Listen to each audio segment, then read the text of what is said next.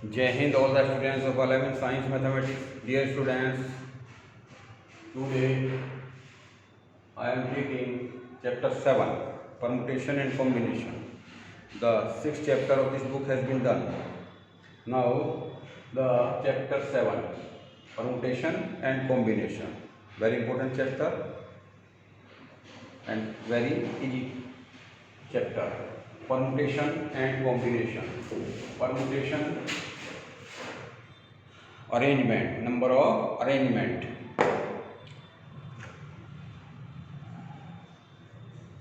Permutation को P से denote करते हैं, कॉम्बिनेशन को C से डिनोट करते हैं. ये बात जाननी है आपको. परमुटेशन को P से और कॉम्बिनेशन को C से. N क्या है? अगर N number of total objects और R क्या है? Number of choosing objects. Choosing objects. Number of permutations कितने हो जाएंगे? NPR. और ऐसे भी लिखते हैं जैसे PNR. This is the way of writing. n वस्तुओं में से n ऑब्जेक्ट्स में से R को सेलेक्ट किया जाता है तो NPR नंबर ऑफ परमुटेशन या PNR. n का मतलब है number of total number of objects. R का मतलब है selected number of objects. Clear? यहाँ हो जाएगा NCR या CNR. क्लियर? तो ये NPR किसके इक्वल होता है? फार्मूला है इसका. Factorial n upon factorial n minus r. ये फैक्टोरियल का सिंबल है. यहाँ NCR हो जाएगा factorial n upon factorial r factorial n minus r. Clear? Very important. तो NPR फैक्टोरियल क्या होता है? What is factorial? फैक्टोरियल का मतलब होता है क्रमानुसार गुणा, मल्टीप्लिकेशन. जैसे मान लिया फैक्टोरियल 1 है तो 1 हो गया बस. फैक्टोरियल 2 है तो 2 इंटू 1 हो गया. पहले एक आ गया फिर 2 आ गए. इनकी दोनों की मल्टीप्लिकेशन तो 2 हो गया. Factorial 3 into 2 into 1. पहले 3 फिर 2 फिर 1 या 1 2 3 लिख लो, एक ही बात है. ये 6 आ गया. फैक्टोरियल 4 है तो 4 3 2 into 1. 4 into 3 into 2 into 1 into 24 आ गया. क्लियर? फैक्टोरियल 5 है तो 5 इंटू 4 इंटू 3 इंटू 2 इंटू 1 120 आ गया. फैक्टोरियल 6 है तो 6 into 5 into 4 into 3 into 2 into 1. ठीक है? एक के बाद दूसरे सबको मल्टीप्लिकेशन कर देते हैं सबका. तो ये आ जाएगा 720. क्लियर? फैक्टोरियल 0 1 होता है. ये बात ध्यान रखनी है आपको. इसे प्रूव भी करेंगे. अब तो याद रख लीजिए आप. तो फैक्टोरियल 0 1 फैक्टोरियल 1 1 फैक्टोरियल 2 2 इंटू 1 या 1 इंटू 2 कैसे लिख लीजिए. तो ये हो गया 2. फैक्टोरियल 3 3 2 1 6 हो गया. Factorial 4 4 3 2 1 dot dot dot. Clear? ऐसे फैक्टोरियल 5 फैक्टोरियल 6. ऐसे फैक्टोरियल n कितना हो जाएगा? फैक्टोरियल n हो जाएगा n minus 1 n minus 2 dot dot dot 3 2 1. ये बात भी ध्यान रखनी है आपको. This is very important thing. Factorial n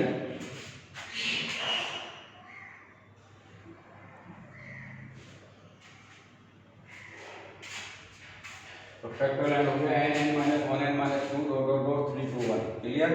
तो ये बात ये होगी. अब आ जाइए आप. मान लिया तीन ऑब्जेक्ट्स हैं हमारे पास में A B C.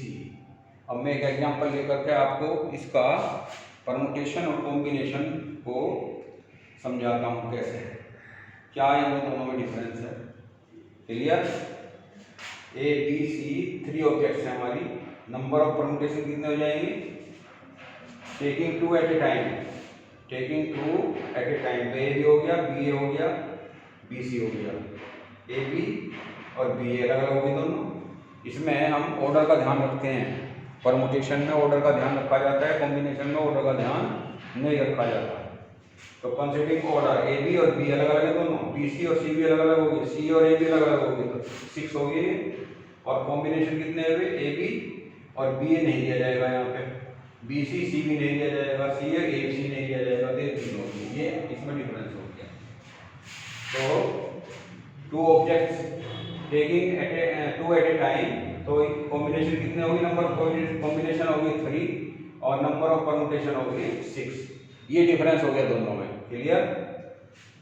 अब दो हमारे प्रिंसिपल हैं FPA और FPM. Fundamental principle of addition और फंडामेंटल प्रिंसिपल ऑफ मल्टीप्लिकेशन। यानी यहाँ पे मल्टीप्लिकेशन हो जाती है, यहाँ एडिशन हो जाता है। फंडामेंटल प्रिंसिपल ऑफ एडिशन और fundamental principle of multiplication. For example, एक एग्जाम्पल ले लिया हमने, एक क्लास है हमारी कोई सेकेंड ईयर की, 12th की या 11th की कोई सी ले लीजिए आप, तो नंबर ऑफ बॉयज उसमें 200 है और नंबर ऑफ गर्ल्स है 150। क्लियर? तो बॉयज अलग होते हैं, गर्ल्स अलग होती हैं, दोनों की कास्ट अलग अलग है। क्लियर? तो हमें एक स्टूडेंट लेना है, चाहे वो गर्ल्स हो या बॉयज हो, सब में से एक लेना है। क्लियर? तो one student selecting, any number of ways selecting one students, B और जी, या तो बॉय हो या गर्ल हो, कुछ भी हो। तो नंबर ऑफ वेज कितने हो जाएंगे? अब मान लीजिए लड़का ले रहे हैं तो 200 होगी, 200 में से कोई भी लड़का लिया जा सके 200 में से। क्लियर? और गर्ल्स हैं तो 150 में से एक लिया जा सकता है। तो इसकी कितने तरीके हो जाएंगे? इसके हो जाएंगे 150 वेज और इसके होंगे 250 वेज, और दोनों अलग अलग हैं। लड़की अलग कलेक्शन में से आ रही है और लड़का दूसरे कलेक्शन में से आ रहा है, तो यहाँ पे ये दोनों ऐड हो जाएंगे। क्लियर? 200 प्लस 150 यानी 350 हो गया। बाई एफपीए लिखेंगे, fundamental principle of addition. Clear?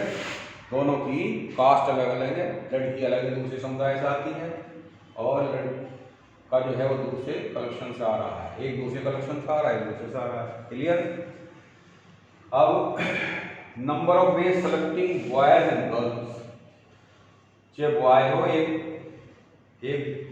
लड़कों में से एक लेना है, लड़कियों में से एक लेना है, तो इसके कितने तरीके होंगे? इसके होंगे 200 में से ले सकते हैं हम, और लड़कियों में से लिए अगर तो 150 हो गया। वहाँ तो दोनों में से एक ले रहे थे, यहाँ पे एंड है, एंड का मतलब पहले में से अलग और दूसरे में से अलग। तो यहाँ ये लगेगा आपका फंडामेंटल प्रिंसिपल ऑफ मल्टीप्लिकेशन। यहाँ मल्टीप्लिकेशन हो जाएगी 200 इंटू 150, यानी एक कार्य m प्रकार से, दूसरा n प्रकार से, दोनों के साथ साथ होने के mn प्रकार हो जाएंगे। नंबर ऑफ वेज कितने हो जाएंगे? mn। तो यहाँ पे ये मल्टीप्लिकेशन का प्रिंसिपल लग गया, ये आ गया 30,000। क्लियर? तो इस तरीके से ये आपको क्लियर होना चाहिए एफपीए और FPM, first principle of addition और फर्स्ट प्रिंसिपल ऑफ मल्टीप्लिकेशन कहाँ पे लगाते हैं। क्लियर? तो ये वे होती हैं कुछ हमारी क्रियाएं म्यूचुअली एक्सक्लूसिव, यानी एक समय में एक क्रिया होती है, दूसरी नहीं होती है, ना म्यूचुअली एक्सक्लूसिव कहते हैं।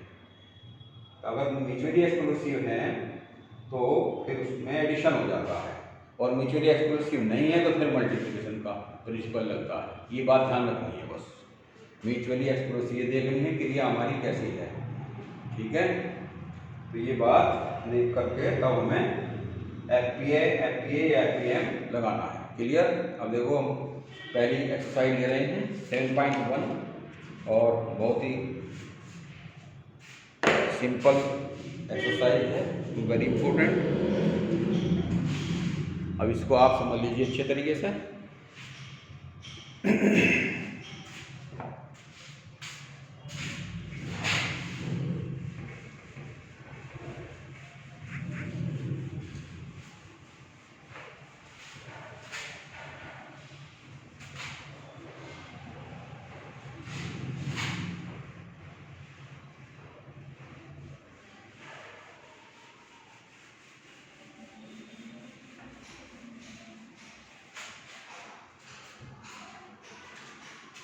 Thank you and have a nice day.